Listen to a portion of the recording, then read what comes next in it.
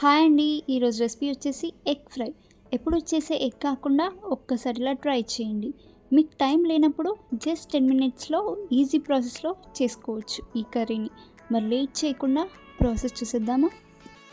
Next ఒక pan పెట్టి 2 spoons వరకు ఆయిల్ని వేసి ఆయిల్ హీట్ అయ్యాక ఇలా చాప్ చేసుకున్న ఆనియన్ స్లైసెస్ వేసి కాస్త ఫ్రై చేసుకోవాలి.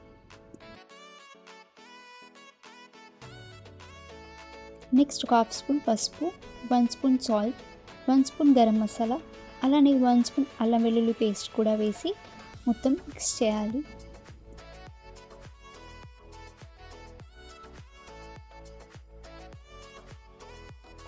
నెక్స్ట్ 1 స్పూన్ కారం కూడా వేసి అంతా ఒకసారి బాగా మిక్స్ చేసేసి కాసేపు ఫ్రై చేసుకోవాలి.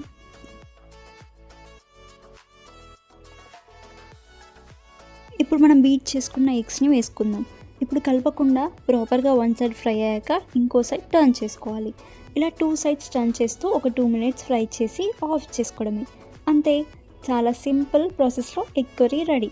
టేస్ట్ మాత్రం చాలా బాగుంటుంది. టైం లేనప్పుడు ఈ రెసిపీని పక్కా ట్రై చేయండి. జస్ట్ 10 మినిట్స్లో అయిపోతుంది.